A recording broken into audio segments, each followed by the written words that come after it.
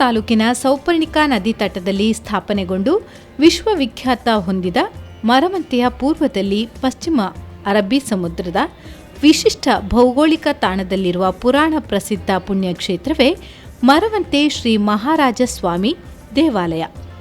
ಶ್ರೀ ವರಾಹ, ಶ್ರೀ ವಿಷ್ಣು, ಶ್ರೀ ನರಸಿಂಹ ದೇವಸ್ಥಾನವು ನಾಡಿನ ಭಕ್ತಾದಿಗಳ ಆರಾಧನಾ ಕೇಂದ್ರವಾಗಿದೆ. ಈ ಕ್ಷೇತ್ರದಲ್ಲಿ ಕರ್ಕಾಟಕ ಅಮಾವಾಸ್ಯೆ ಪ್ರಯುಕ್ತ ಗುರುವಾರ ಬಹಳ ವಿಜೃಂಭಣೆಯ ಜಾತ್ರಾ ಮಹೋತ್ಸವ ನಡೆಯಿತು.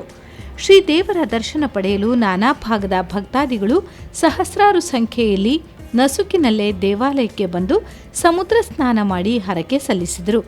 ಇಲ್ಲಿ ನೆಲೆಸಿರುವ ದೇವರು ಕರಾವಳಿ ಭಾಗದ ಮೀನುಗಾರರು ಹಾಗೂ ಕೃಷಿಕರ ಪಾಲಿಗೆ ಅಧಿದೈವವೆನಿಸಿಕೊಂಡಿದೆ.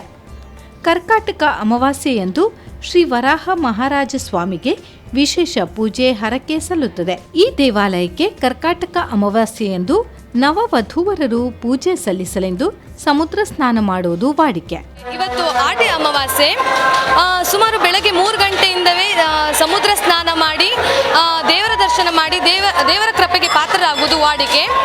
ಈ ಕ್ಷೇತ್ರದ ಮಹಿಮೆ ಎಷ್ಟಿದೆ ಅಂತ ಹೇಳಿದ್ರೆ, ಕೇವಲ ಈ ಜಾತ್ರೆಗೆ ನಮ್ಮೂರಿನವರು ಮಾತ್ರ ಅಲ್ಲ, ಸುತ್ತಮುತ್ತ ಎಲ್ಲ ಊರಿನವರು ಸಹ ಬೆಳಗ್ಗೆಯಿಂದ ಸಂಜೆವರೆಗೆ ಬಂದು ದೇವರ ಕೃಪೆಗೆ ಪಾತ್ರರಾಗ್ತಾರೆ. ದೇವಸ್ಥಾನದ ವ್ಯವಸ್ಥಾಪನಾ ಸಮಿತಿ ಅಧ್ಯಕ್ಷ ಕೆ ರಾಮಚಂದ್ರ ಹೆಬ್ಬಾರ್ ಮಾತನಾಡಿ, ದೇವರಿಗೆ ಬೆಳಗ್ಗೆ 4 ಗಂಟೆಯಿಂದ ಪೂಜೆ ಪುನಸ್ಕಾರಗಳು ನಡೆಯುತ್ತಿವೆ.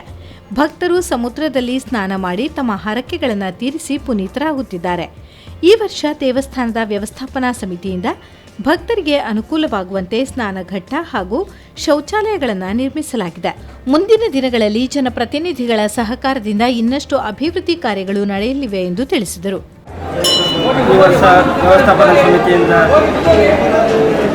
ಸ್ನಾನಘಟ್ಟ ಹಾಗೂ ಶೌಚಾಲಯಗಳನ್ನು ನಿರ್ಮಾಣ ಮಾಡಿದ್ದೇವೆ. ಮುಂದಿನ ದಿನದಲ್ಲಿ ಅಭಿವೃದ್ಧಿ ಕಾರ್ಯಕ್ರಮವನ್ನು ಮಾಡಲು ತೀರ್ಮಾನಿಸಿದ್ದೇವೆ. ಸರ್ಕಾರ ಹಾಗೂ ಜನಪ್ರತಿನಿಧಿಗಳ ಸಹಕಾರದೊಂದಿಗೆ ಇಲ್ಲಿ ಉತ್ತಮ ಅಭಿವೃದ್ಧಿ ಕಾರ್ಯಕ್ರಮ ಮಾಡಲು ಇಚ್ಛಿಸುತ್ತೇವೆ.